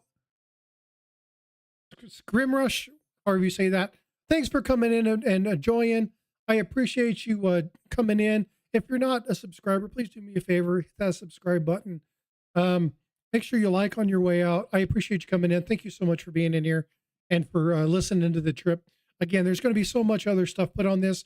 Next week, I'm going to get back into coins, talk more about the coins and stuff, and get back into that. They'll still be Europe based because I want to talk about a specific item, but we'll start getting back into the numismatic and talking about that history of coins and things like that. So, but thank you so much for coming in and spending the time with us. Yes, Deutschland, but absolutely fabulous. And another thing that I did, hey, pistol packing pilot, yes, I am back. I took a lot of pictures of signs, and I did that so that I would know where I was, where I had been. We got to go on the Autobahn, seen a couple really cool cars flying. Unfortunately, it was raining as we were heading through these areas, so we didn't get to see a lot of the really, really high speed vehicles. There's a very unfortunate thing that happened on our trip. I'm not going to share that here because it was very sad. There was a significant accident that we witnessed where a family of three was crushed in between two semi trucks. The child survived, the two parents did not. It was very, very sad. And that was when we were in Italy. But again, just as a reminder that bad things happen everywhere in the world.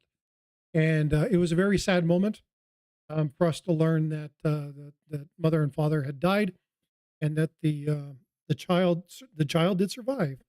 But I'll post that video. I'm going to put a warning ahead of it because the carnage that you see it's unreal. But we did get to see the Autobahn. But the castles, oh my God, the castles and the vineyards were absolutely phenomenal. Right next to the road, a lot of the castles are done. They're privately owned now. Some of the churches own them. Some of them are private ownership. Some of them are owned by specific. Yeah, pistol packing pilot. That's true. I do want to tell you that our pilot had a little bit of a sense of humor. I'll tell you about that. Tell you a little bit about that one. When we were coming back into to Charlotte, North Carolina, we had some pretty strong winds, and he was like, "Oh my God, I don't know if I can land this thing." He was just joking with. It was kind of funny. I wish I would have been recording it because that was hilarious. But again, show a lot of the areas and some of the items that we were in. Of course, when we were in Germany, we had to have the schnitzel and the beer. So again, we had the wine, the schnitzel, of the beer, all through the areas. But the castles were everywhere, and they were amazing. Some of the photos aren't very good. Again, a lot of the stuff was taken with my phone. But one of the stops that we made was in Munich. Now, Munich was really cool. Now, the city of Munich, we only had a couple hours in Munich. And the primary purpose for us to go to Munich was so I could see, so we could see, that the group could see the Glockenspiel. Now, I've already posted the video of the Glockenspiel. Oh yeah, it was freaking hilarious. People are like, what did he say? It was hilarious. He's like, "Oh, I'm just kidding, folks." Little humor to break the tension because we had a lot of turbulence, and he was just trying to get people to laugh. It was a great flight, but he had a little bit of humor, so that was funny. But the one thing that I'll remember in Munich is we had a crazy, crazy thunderstorm hit us while we were there, almost the entire time that we were there. Um, so we arrived, it started raining. We got to the farthest point on our walking tour, and it just came down like mad. But if you look all through here, you'll see that they have these little awnings, and these little awnings go all the way through um, different areas. And it's so people can stand against the buildings when it's raining so that they don't get wet. Again, this was Peter, our tour guide. Munich was really cool. Again, the church is the grandiose. Inside this church is presumed to have the footprint of Satan. It's the it's one of the many things. Like there's so much blood of Jesus in these churches across Europe that he had something like 30 quarts of blood or something like that. It's crazy. Um, there's like enough shards of the cross to make three of them. It's funny, all the religious relics that are throughout Europe, but the churches are amazing and absolutely fabulous. Oops, what happened?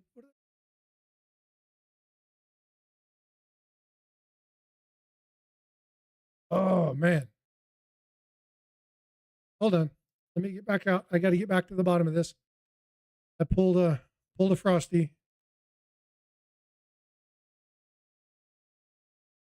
Uh oh no, we're in. So that's we're not there. Hold on. So here we go. This is the Glockenspiel. So this is Munich, and so this Glockenspiel is amazing. Now, a Glockenspiel is like what you would say. It's not a cuckoo clock, right? A lot of people think that a Glockenspiel is a cuckoo clock. They're close to the same, but they're not quite. But what happens is there's a lot of movement inside this item. And for about 7 minutes, when this hits 5 o'clock Munich time, this goes off. And for about 5 or 6 minutes, the whole story of Munich and this royal family unfurls. And it's a really, really neat item. Now, I don't know if I have a closer image. Nope, I do not.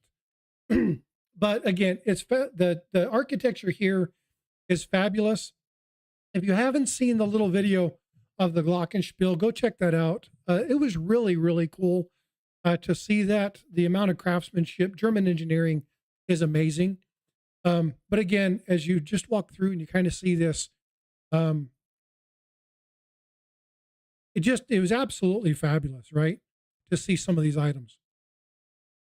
Again, walking through, you see the little areas here. These little awnings are everywhere.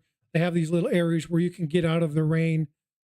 Just fabulous, fabulous place. While we were in Munich, we went to a beer hall. Now, this beer hall, oh, yeah, it was fabulous. This is a regular size beer. Again, you didn't do it. You didn't take a photo of it. You didn't do it. But this beer hall was amazing. Now, we had a really cool steak. Potatoes were kind of weird. Obviously, we had sauerkraut with our meal. Had a really cool German dessert. And then this, oh no, yeah, this was our group. So this was our party. This is the party that we toured with. A lot of really neat people. There were countries, United States, Western Australia, Germany, India, Trinidad and Tobago was there. Who else? There were a couple other places. Scotland was there. Queensland, Perth, Australia. There were a lot of different places from a lot of regions across the globe in our group. Our group consisted of about 47 people. There were two people who we kind of connected with really well. Their names Ian and Sharon. You'll see a picture of them when I go over Amsterdam or the Netherlands. I kind of talk about that. But it's just fabulous to kind of sit and talk about it. this was a relatively small beer hall.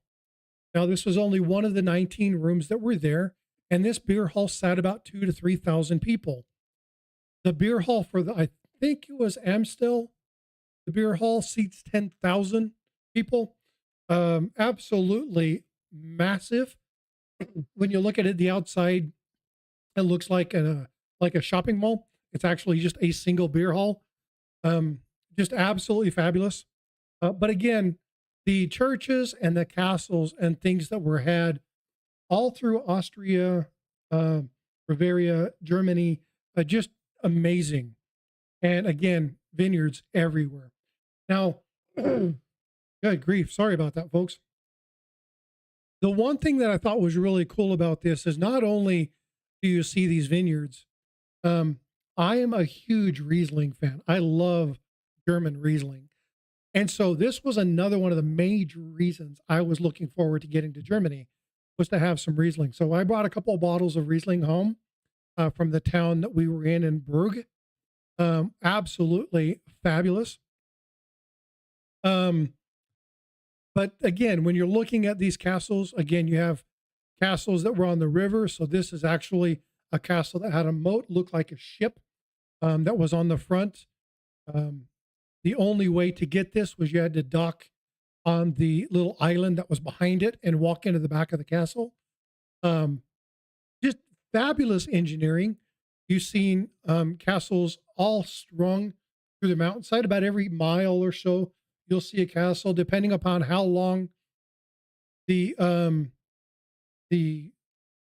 corridor is for that particular reign, like that knight, that duke, or that knight, or whomever, that lord, however much area they had, they covered that, garnished that section of the river. They imposed their tax and did that kind of item area. I think I'm losing my audio. Hold on just a second. There we go. Is that better? Okay. My audio cut out for just a minute. Jenny, sweetheart, how many states have you traveled? States or countries? Are we talking about my journey here, or are we talking about United States? Give me a clarifier on that and I'll let you know. Because I've been to probably 35 of the 50 states, maybe 36 of the states, and I've been to like 15, 16 different countries on 4 different continents. Yeah, about 35, 36 states. Now, this is something that I wanted to show you because this is something that I found extremely fascinating. Now, one thing about this that I think is really cool is the fact that this is not a castle. This is a railway tunnel. And what happened was, earlier I talked about the unspoken agreement about preserving historic sites and castles and things like that throughout Austria, Bavaria, Germany, Poland, Switzerland, Sweden, all of those areas, right? All of that area, Brussels, all that area has castles. And there was so much history. There was an unwritten agreement during World War II that they wouldn't attack the castles. Now, the Germans utilized this to their advantage and would take the castles of their places because they knew they wouldn't be bombed. That's why a lot of those like missions and stuff like that, they had to send teams in to fight them instead of actually bombing them out of the castles. There was an unwritten agreement. And the reason that this particular set of railway has castle-esque features is because as they were mapping out, they look like castles, so they wouldn't bomb them. So the intent or the purpose behind them doing this was to alleviate the Allies from bombing the infrastructure of the rail system that benefited both the Allies and the Axis powers, depending upon where they were at during the war. Hey, what's going on, Teach? Thanks for coming in, bud. Appreciate you. So I found this really fascinating to be able to see that the engineering, the ideas would be to make this look like a castle, prevent it being bombed. A lot of great history throughout this area. Now, this area was Brunn. This was in a fabulous area. Again, doing a lot of little kind of photo style things, trying to get some good photos of some of the castles that were here. I really like this one. It turned out really nice. You see the castle up here. You'll see multiple images of this castle because I absolutely love this, but I wanted to do a really nice one with the flowers framed in. This castle was one of the biggest ones in this particular area in which we stayed in. And again, just these two castles were fabulous. Now, while we were there, we did kind of a little river tour. And so I did these kind of little documentary style recordings so that I could play and put music and put little verbiage things. These are things that are going to be coming up periodically as I do the various edits that I'm going to be doing with the other videos that I'm going to be posting here over the next couple weeks. Again, I have so much content, it's unreal. So, oops, that's Pisa. So I'm back to the beginning. And that's about all I have as far as photos that I've been able to download and kind of put up into today. Again, there's so many. This only takes me through Germany. I mean, we don't even finish Germany. I still have, let me see if I can do, I'll put myself here. If I can pull up a couple other items real quick. If the trip was amazing, folks. I can't even begin to fathom how much was there and what we seen. I've got, let's see if I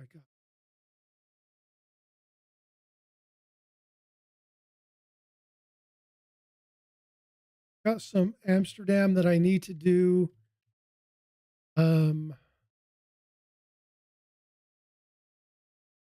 Yeah, I haven't really kind of dug through these. I wanted to show you one photo of a really cool shop, and I'm going to see if I can find it real fast. We got to go into this one shop and look at cuckoo clocks, where they actually made cuckoo clocks. They're specifically designed for that town, and they're absolutely fabulous. The lady who's there did a really cool tour. I've got that saved. I'm going to share that. We did a really neat cruise of the area. I just want to find, here we go. This is the cuckoo clock shop. Now, outside of this shop, trying to see if you can see. Nope, I don't have them downloaded yet. But this cuckoo clock here is the world's largest cuckoo clock, freestanding cuckoo clock, and it's right outside of this shop. Now, they do steins. Now, I did pick up a stein. I'll be sending a photo of that, posting that later. But this is the world's largest freestanding cuckoo clock. It's absolutely amazing. It does go off every hour. It's got a really unique sound to it. But this was specifically built for this shop. It's quite amazing. But the amount of detail in the cuckoo clocks, they talked about some of the old ones where they would have the whistles, they would create the whistles, and then they were done by having a little paper baffle. And the paper baffle, as it went through, this little lever would drop, lift the baffle. The lever would be released. It would push the baffle down, and you'd get the kind of whistle sound. I can't do that sound. And that's how you would get the historic sound of the cuckoo clock. So I'll be sharing that as well. Just really, really cool. It was kind of, again, I can't tell you how amazing some of the items were. And I've got so many images that, again, just looking through the castles, again, some of the stuff that was seen, trying to go through, I'm trying to find some specific ones. let me get to another location. Move this out of the way because there's so much again, there's so much. What I don't want to do is I don't want to just be showing you. Here's another one. So when I was talking about the cliffs and how steep um, their vineyards are, this is taken from the side of the road. So they go to almost a 65-degree um, angle. It's unreal the angle that these grapes grow on. It's absolutely fabulous. You can see the little towns. They list the little names of the towns there. They have the little walls that are there. They tell you the wineries and stuff. But again, absolutely fabulous. I'm going to kind of stop going through this at this point. I'm not going to show any more photos. I kind of went through a bunch. I'm going to be doing way more when it comes to sharing information and providing you guys more. Um, but that's 2 hours of kind of going through some of the items that were there, what was seen, just the history. I'm amazed to see the history, just the thousands of years, to look at the way the people live, to see the non BS, the matter of fact way of living in some of these countries. Two places that were really cool were the Netherlands, where I got to make a clog. I don't actually have that. Let me see if I can.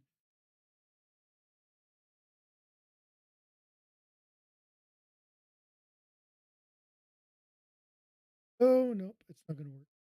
Um, the um, the amazing part of seeing some of these things, of seeing how people build things and how things were created. You got to see the old Netherlandian shoe or the Denmark wooden shoe, right?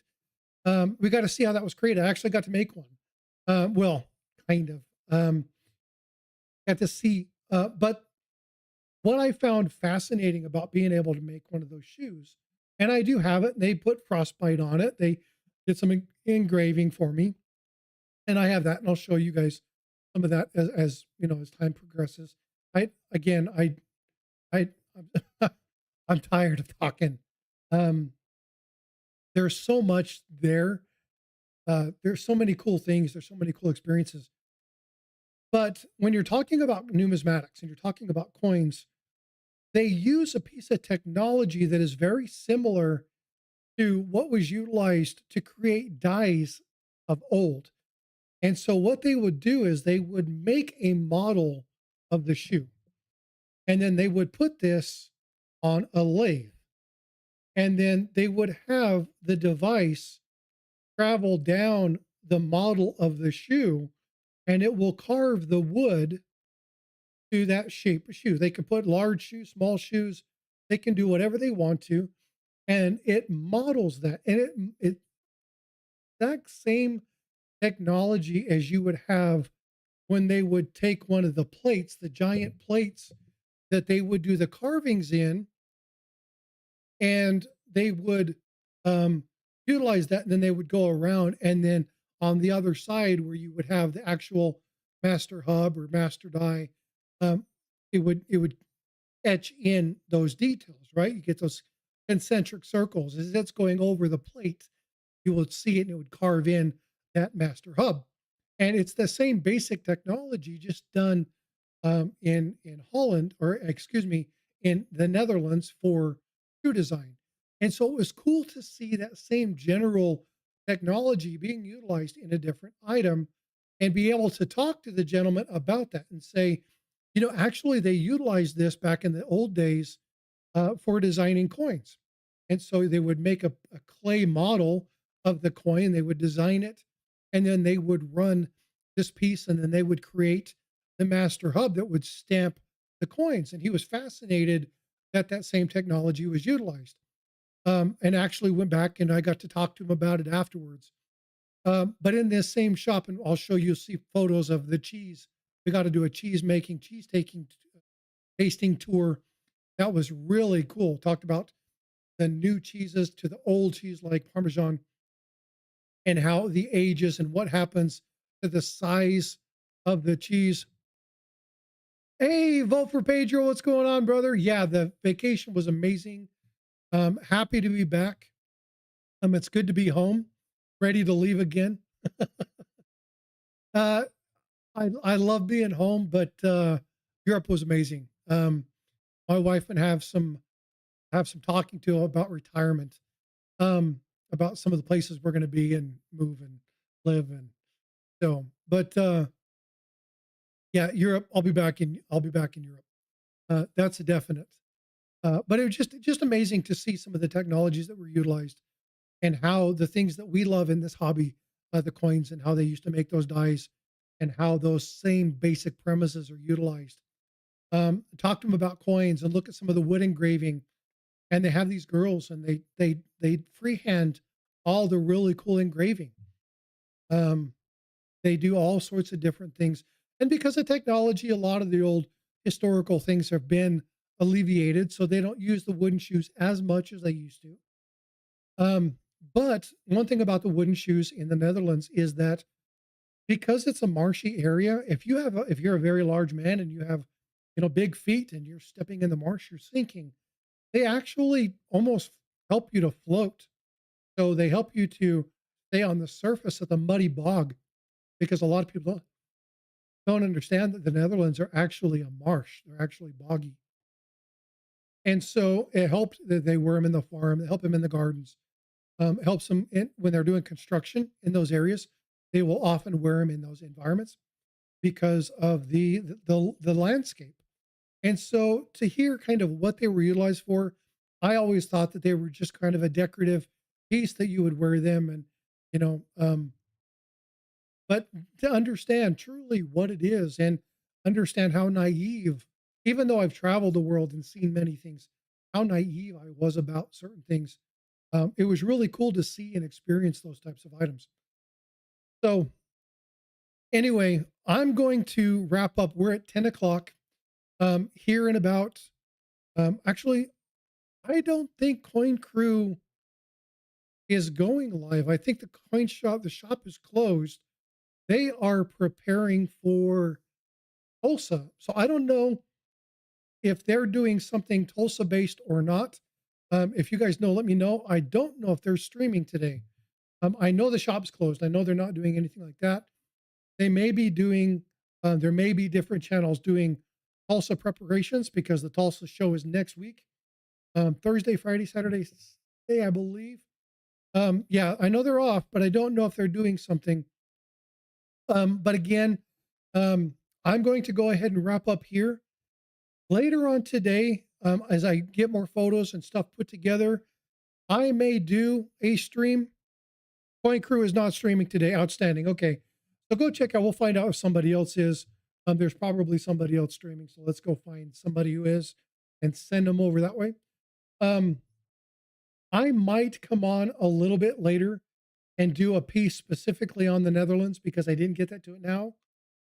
I might do some stuff specifically coin related about Europe. Um, it just kind of depends. I've got a lot of laundry and housework stuff to take care of. Again, back to normal life tomorrow.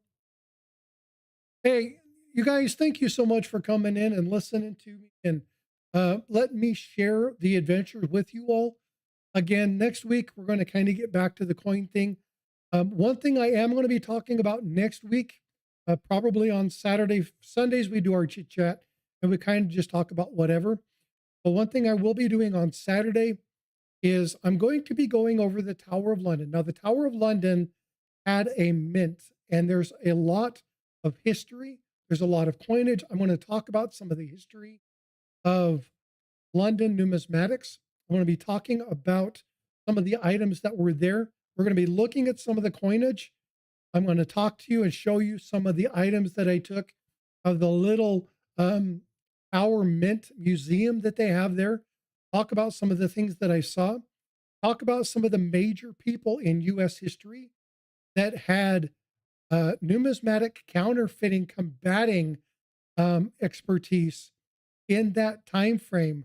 and some of the people in American history that were in England during that time frame that utilized their knowledge of numismatics to help counterfeiting, not only in the Tower of London in that mint time there, but also when the U.S. Mint started here in America, and some of the lessons that they brought over and some of the things that they took over to help early counterfeiting and prevent that. So, a lot of good information. We will get back to numismatic history. So, thank you for letting me take this weekend to talk about non numismatics, talk about a fabulous trip. I want to give my wife a huge set of kudos. She coordinated the entire event, all the excursions, the travel, the itinerary. She did absolutely amazing. I wouldn't have been able to enjoy the trip without the work that she did, the effort that she put in, the times, the details, knowing where we needed to be, understanding what happened. I give huge kudos to my wife because she made this trip one for the memory book. She made one to remember. And if it wouldn't have been for her, I don't think I would have been able to let loose and enjoy myself as much as I did. I get really intense when it comes to travel. I need to know where things are. I need to know how things run. And she, she bared with a lot of me during this time frame. So to my wife, love you to death. Thank you for all your kindness and your graciousness during this time frame, during this journey of a lifetime with you. I thank you so much. I do. All right, folks. Be well, be blessed. Take care. And you know what? I'll see you in the streams. Have a wonderful